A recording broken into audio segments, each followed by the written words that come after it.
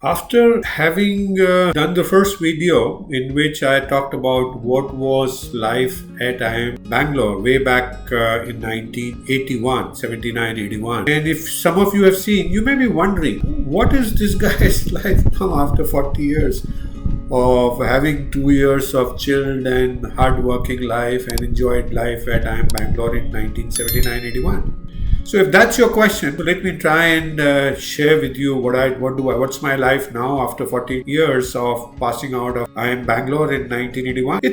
I will begin by saying it's a life with a good amount of satisfaction. There are small issues in life, irritations in life, areas of dissatisfaction. But I'm at a 90-95% level satisfaction level if I were to quantify these things, to put things in perspective. What am I satisfied about? Career. I never thought that I would work in great companies like Johnson & Johnson, become the director there, vice president there, also go on to the region and be a regional director, advising many companies on sales and operations and new product development, franchise operations within the region, talk to managing directors of various companies in Asia Pacific region.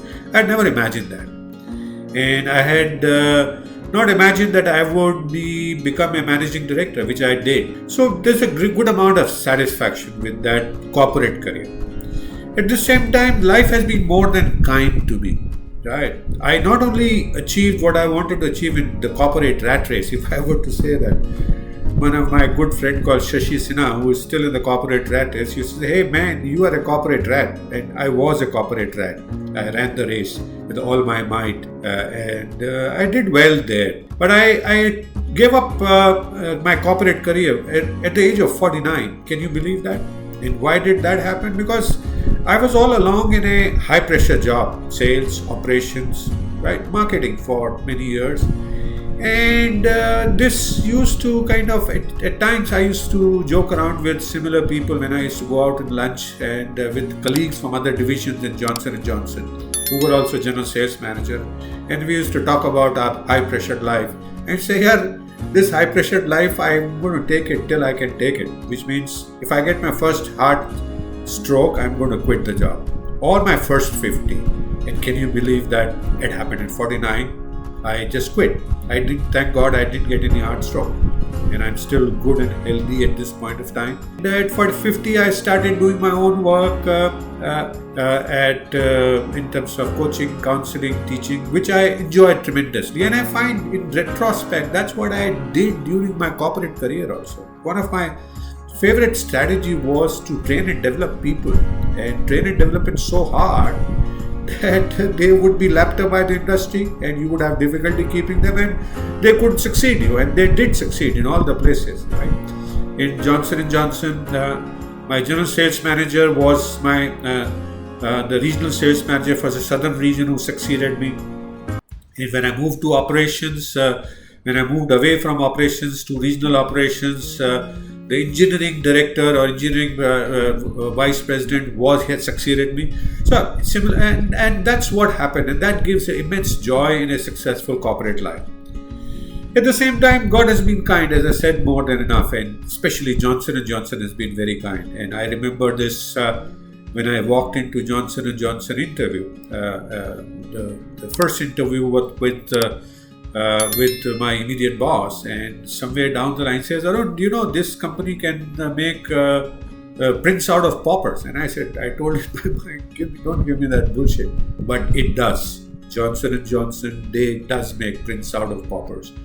When I arrived Johnson & Johnson, I had practically no money in my bank.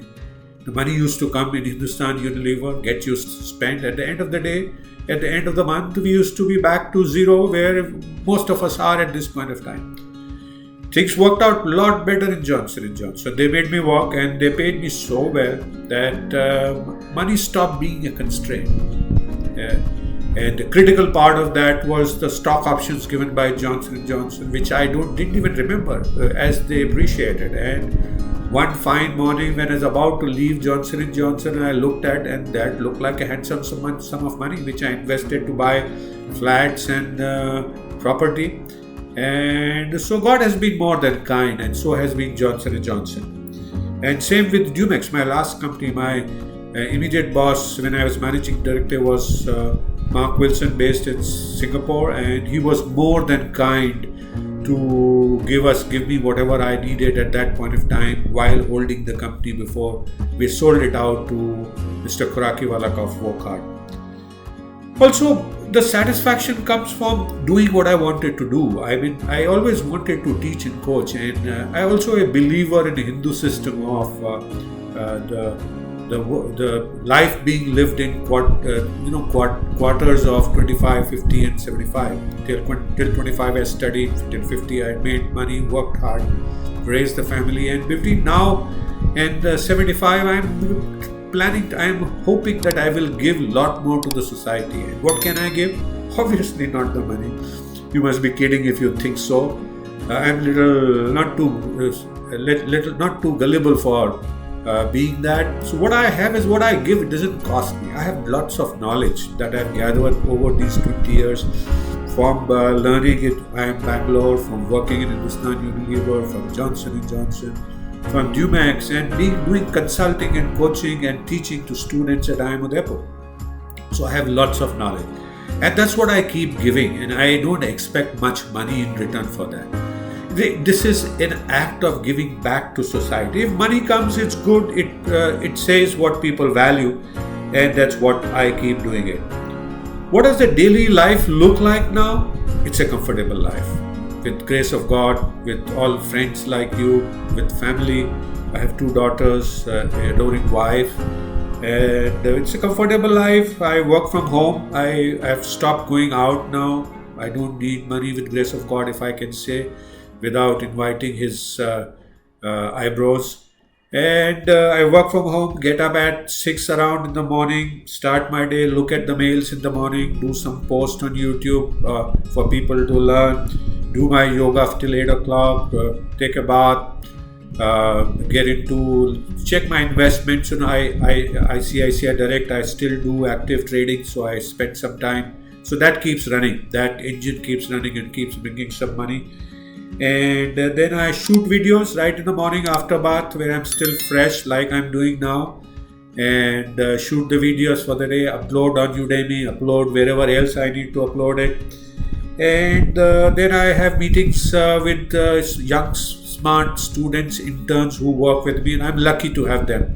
I'm lucky to have people like Miraj. I'm lucky to have lots of people who work with me.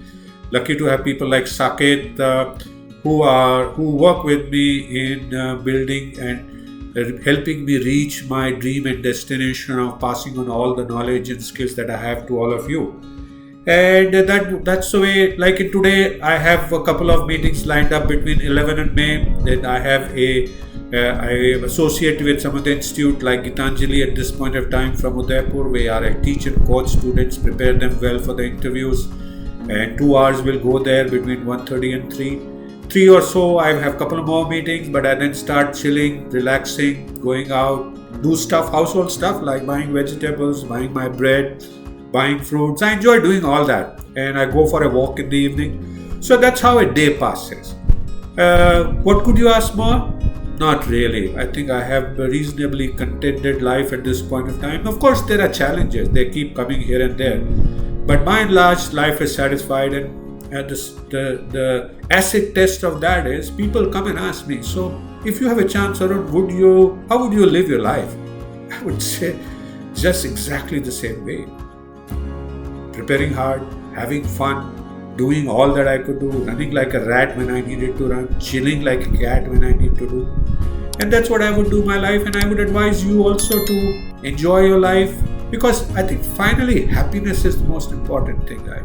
So do whatever it makes you happy. Whether it is study, whether it is career, whether it is money, of course within certain ethical bounds.